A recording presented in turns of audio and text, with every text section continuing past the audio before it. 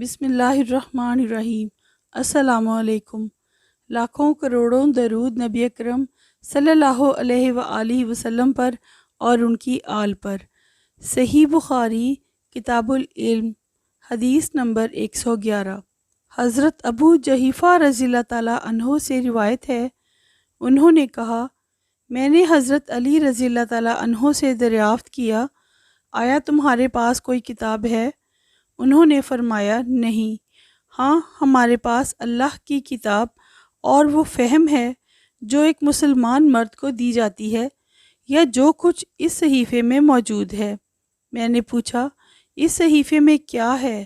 انہوں نے فرمایا، دیت کے احکام، قیدی کو چھڑانے کا بیان، اور یہ کہ کسی مسلمان کو کافر کے بدلے میں قتل نہ کیا جائے۔ صحیح بخاری حدیث نمبر 112۔ حضرت ابو ہریرہ رضی اللہ تعالیٰ عنہ سے روایت ہے کہ فتح مکہ کے سال خزاعہ نے بنو لیث کے ایک شخص کو اپنے اس مقتول کے بدلے میں قتل کر دیا جسے بنو لیث نے قتل کیا تھا۔ نبی اکرم حضرت محمد مصطفیٰ صلی اللہ علیہ وآلہ وسلم کو اس کی اطلاع دی گئی۔ آپ اپنی اونٹنی پر سوار ہوئے اور ایک خطبہ دیا۔ اللہ تعالیٰ نے مکے سے قتل یا فیل ہاتھی کو روک دیا۔ امام بخاری رحمۃ اللہ علیہ نے کہا، ابو نعیم نے ایسے ہی شک کے ساتھ کہا ہے، اور رسول اللہ صلی اللہ علیہ وآلہ وسلم اور اہل ایمان کو ان کافروں پر غالب کر دیا گیا۔ خبردار، مکہ مجھ سے پہلے کسی کے لیے حلال نہیں ہوا اور نہ میرے بعد کسی کے لیے حلال ہوگا۔ آگاہ رہو، یہ میرے لیے بھی دن میں ایک گھڑی کے لیے حلال ہوا تھا۔ خبردار، وہ اس وقت بھی حرام ہے۔ وہاں کے کانٹے نہ کاٹے جائیں، نہ اس کے درخت قطع کیے جائیں۔ اعلان کرنے والے کے علاوہ وہاں کی گری ہوئی چیز کوئی نہ اٹھائے، اور جس کا کوئی عزیز مارا جائے اسے دو میں سے ایک کا اختیار ہے، دیت قبول کر لے یا قصاص دلوایا جائے۔ اتنے میں ایک یمنی شخص آیا اور اس نے عرض کیا، یا رسول اللہ صلی اللہ علیہ وآلہ وسلم، یہ مسائل مجھے لکھ دیجئے۔ آپ صلی اللہ علیہ وآلہ وسلم نے فرمایا، اچھا بولو، فلاں کو لکھ دو۔ قریش کے ایک شخص نے عرض کیا، یا رسول اللہ، اذخر خوشبودار گھاس، یعنی اس کے کاٹنے کی اجازت دیجیے، اس لیے کہ ہم اسے اپنے گھروں اور قبروں میں استعمال کرتے ہیں۔ تو نبی اکرم صلی اللہ علیہ وآلہ وسلم نے فرمایا، ہاں، مگر اذخر یعنی وہ کاٹ سکتے ہو۔ صحیح بخاری حدیث نمبر 113۔ حضرت حمام بن منبع رضی اللہ تعالیٰ عنہ سے روایت ہے، انہوں نے کہا، میں نے حضرت ابو ہریرہ رضی اللہ تعالیٰ عنہ کو یہ فرماتے ہوئے سنا کہ نبی اکرم صلی اللہ علیہ وآلہ وسلم کے صحابہ کرام رضی اللہ عنہم میں حضرت عبداللہ بن عمر رضی اللہ تعالیٰ عنہ کے علاوہ اور کوئی مجھ سے زیادہ حدیثیں بیان کرنے والا نہیں، کیونکہ وہ لکھا کرتے تھے اور میں لکھتا نہیں تھا۔ دوسری سند سے حضرت معمر نے وہب بن منبع کی مطابقت کی ہے۔ وہ حضرت ابو ہریرہ رضی اللہ تعالیٰ عنہ سے بواسطہ حمام بن منبع روایت کرتے ہیں۔ صحیح بخاری حدیث نمبر 114۔ حضرت ابن عباس رضی اللہ تعالیٰ عنہ سے روایت ہے، انہوں نے فرمایا، جب نبی اکرم صلی اللہ علیہ وآلہ وسلم بہت بیمار ہو گئے تو آپ صلی اللہ علیہ وآلہ وسلم نے فرمایا، لکھنے کا سامان لاؤ تاکہ میں تمہارے لیے ایک تحریر لکھ دوں جس کے بعد تم گمراہ نہیں ہوگے۔ حضرت عمر رضی اللہ تعالیٰ عنہ نے کہا، نبی اکرم صلی اللہ علیہ وآلہ وسلم پر بیماری کا غلبہ ہے اور ہمارے پاس اللہ کی کتاب موجود ہے، وہ ہمیں کافی ہے۔ لوگوں نے اختلاف شروع کر دیا اور شور و غل مچ گیا۔ تب آپ نے فرمایا، میرے پاس سے اٹھ جاؤ، میرے ہاں لڑائی جھگڑے کا کیا کام ہے؟ پھر حضرت ابن عباس رضی اللہ تعالیٰ عنہ نکلے، فرماتے تھے، تمام مصائب سے بڑی مصیبت وہ ہے جو رسول اللہ صلی اللہ علیہ وآلہ وسلم اور آپ کی تحریر کے درمیان حائل ہو گئی۔ صحیح بخاری حدیث نمبر 115۔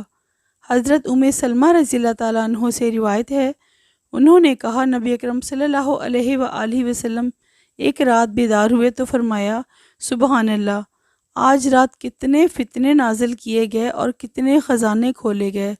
ان حجروں میں سونے والیوں کو جگاؤ، کیونکہ دنیا میں بہت سی کپڑے پہننے والیاں ایسی ہیں جو آخرت میں برہنہ ہوں گی۔ صحیح بخاری حدیث نمبر 116۔ حضرت عبداللہ بن عمر رضی اللہ تعالیٰ عنہ سے روایت ہے، انہوں نے فرمایا نبی اکرم صلی اللہ علیہ وآلہ وسلم نے اپنی آخری عمر میں ہمیں نماز عشاء پڑھائی۔ سلام کے بعد جب کھڑے ہوئے تو فرمایا تم اس رات کی اہمیت کو جانتے ہو؟ آج کی رات سے 100 برس بعد کوئی شخص جو اب زمین پر موجود ہے زندہ نہیں رہے گا۔ صحیح بخاری حدیث نمبر 117۔ حضرت عبداللہ بن عباس رضی اللہ تعالیٰ عنہ سے روایت ہے، انہوں نے فرمایا میں نے ایک رات نبی اکرم صلی اللہ علیہ وآلہ وسلم کی زوجہ محترمہ اپنی خالہ حضرت میمونہ بنت حارث رضی اللہ تعالیٰ عنہ کے ہاں بسر کی۔ اس رات نبی اکرم صلی اللہ علیہ وآلہ وسلم بھی انہی کے پاس تھے۔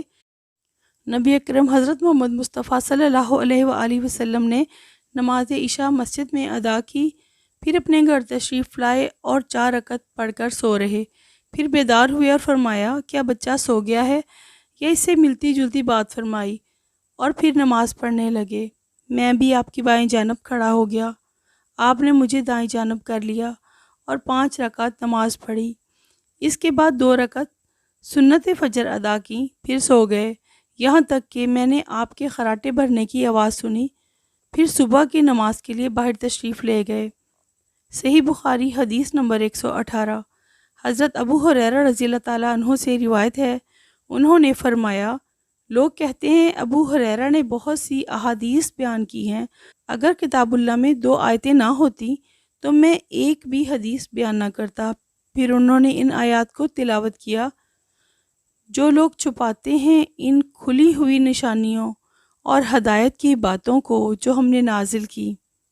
الرحیم تک بے شک ہمارے مہاجر بھائیوں کو بازار میں خرید و فروخت کا شغل رہتا تھا اور ہمارے انصاری بھائی اموال و زراعت کے شغل میں لگے رہتے تھے، لیکن ابو ہریرہ تو اپنا پیٹ بھرنے کے لیے رسول اللہ صلی اللہ علیہ وآلہ وسلم کے پاس موجود رہتا تھا اور ایسے موقع پر حاضر رہتا جہاں لوگ حاضر نہ رہتے، اور وہ باتیں یاد کر لیتا جو دوسرے لوگ یاد نہ رکھ سکتے تھے۔ صحیح بخاری حدیث نمبر 119۔